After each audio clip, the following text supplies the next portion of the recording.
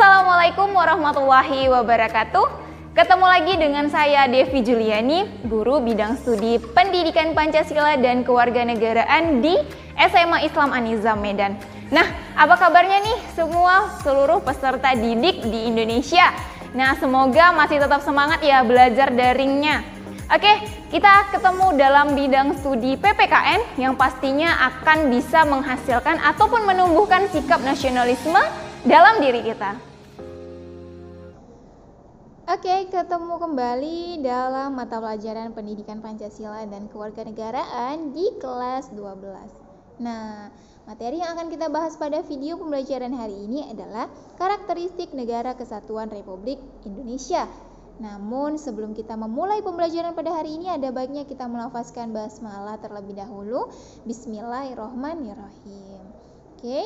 Nah, kembali kepada topik materi kita, yaitu karakteristik Negara Kesatuan Republik Indonesia.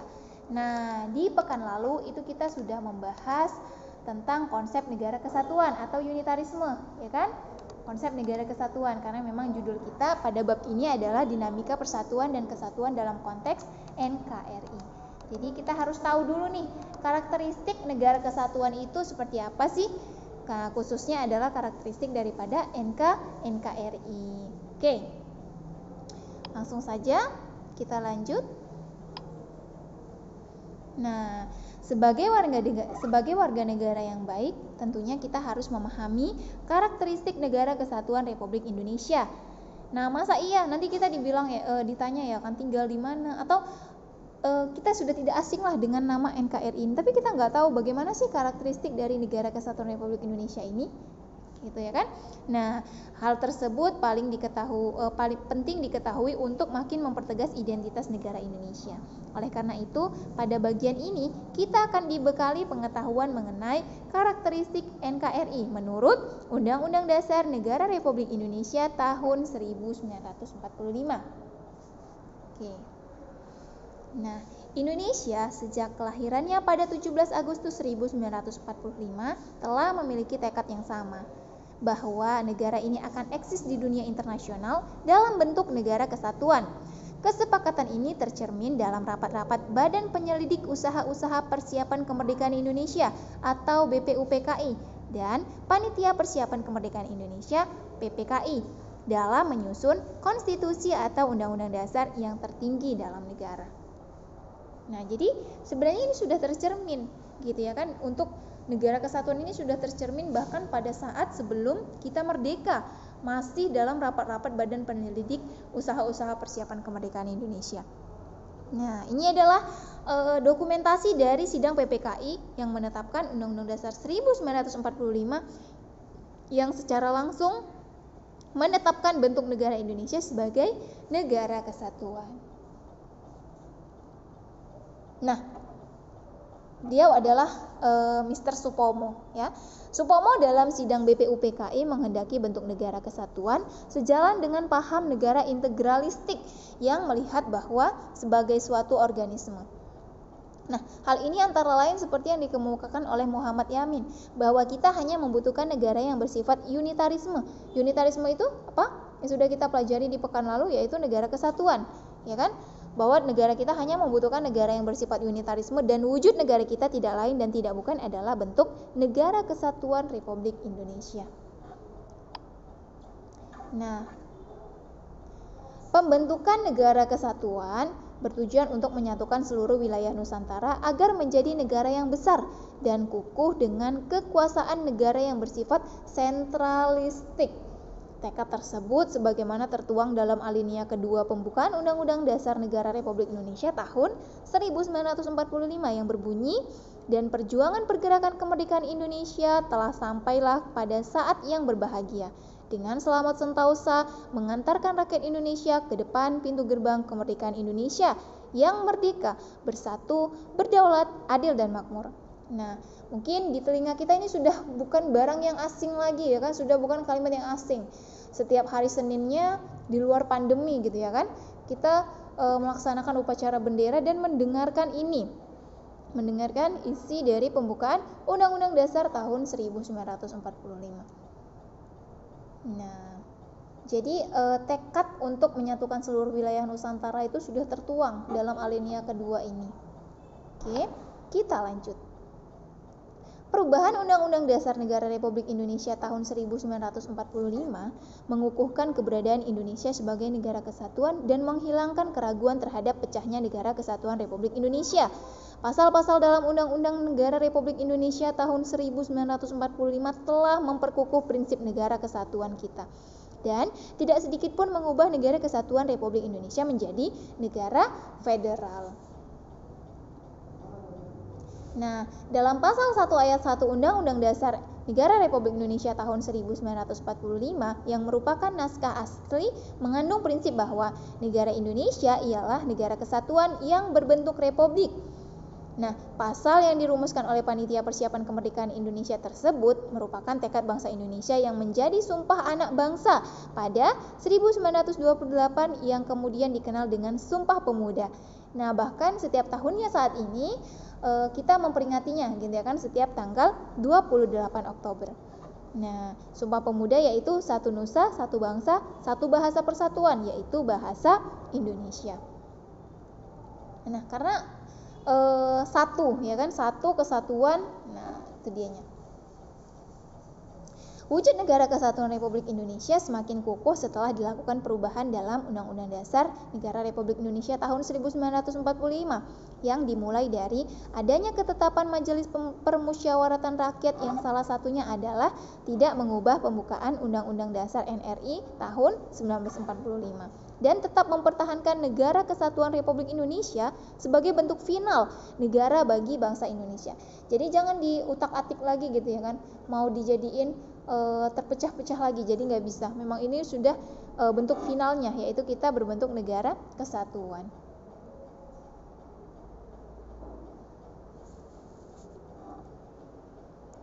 Nah, oke, kita lanjut.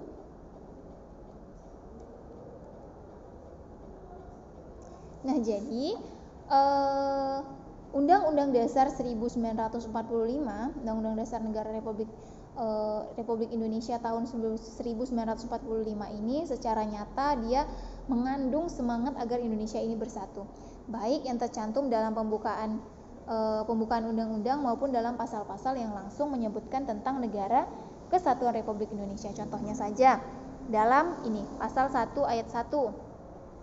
Nah, kemudian dalam pasal 18 ayat 1. Lalu yang ketiga ada dalam pasal 25A, pasal 18B ayat 2. Lalu yang keempat pasal 25A. Nah, lalu ada pasal 37 ayat 5.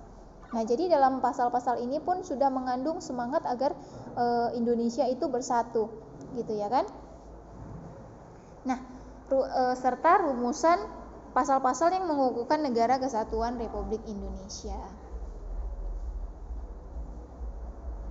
Nah, bahkan prinsip kesatuan dalam negara kesatuan Republik Indonesia, ini ya negara kesatuan, itu ditegaskan kembali atau dipertegas dalam alinea keempat pembukaan Undang-Undang Dasar Negara Republik Indonesia tahun 1945 yang isinya dalam upaya membentuk suatu pemerintahan negara Indonesia yang melindungi segenap bangsa Indonesia dan seluruh tumpah darah Indonesia. Nah, itu tercermin dalam pembukaan Undang-Undang Dasar 1945 pada alinea keempat. Oke, kita lanjut. Nah, karakteristik negara kesatuan Indonesia juga dapat dipandang dari segi kewilayahan.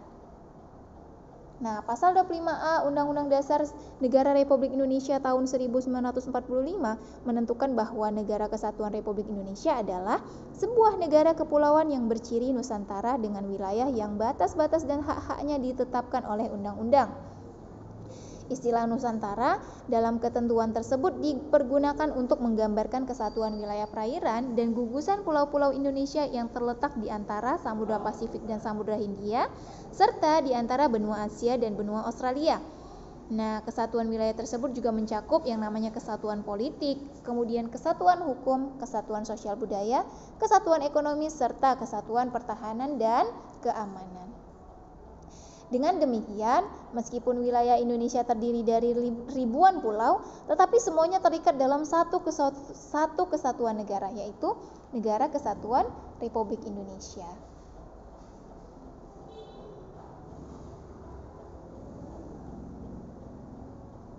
Nah, penanaman kesadaran berkonstitusi NKRI adalah harga mati.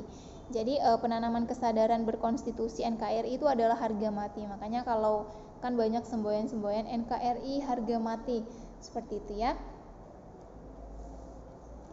Nah, pernyataan tersebut mengandung makna yang sangat dalam. Dalam pernyataan tersebut tergambar ketegasan sikap dan cita-cita bahwa negara Indonesia diperjuangkan kemerdekaannya untuk mewujudkan yang namanya konsep negara kesatuan diimplementasikan di bumi Indonesia. Nah, untuk mewujudkan hal tersebut telah banyak nih pengorbanan yang dilakukan para pahlawan, mulai dari pengorbanan waktu, tenaga, pikiran, harta, bahkan nyawa. Hal tersebut dilakukan karena mereka mempunyai semangat kebangsaan. Semangat itulah yang harus kita jaga dan selalu mewarnai setiap perilaku kita. Jadi, fungsinya kita juga membahas ataupun mempelajari ini, biar supaya kita paham bahwa penting untuk menjaga negara kesatuan ini. Tidak mudah untuk menciptakan negara kesatuan ini gitu ya kan, untuk membuat negara kesatuan ini. Para pahlawan itu banyak mengorbankan segala hal. Nah, maka dari itu semangat itu harus kita jaga hingga saat ini. Oke, baik. Ini adalah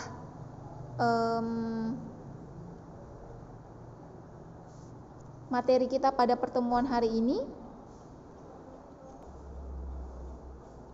Semoga paham dengan penjelasannya dan semoga mengerti.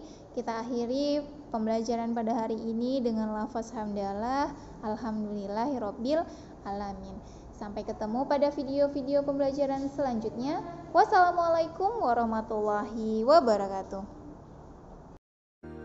Demikian video pembelajaran kita hari ini. Sampai jumpa pada video-video pembelajaran selanjutnya.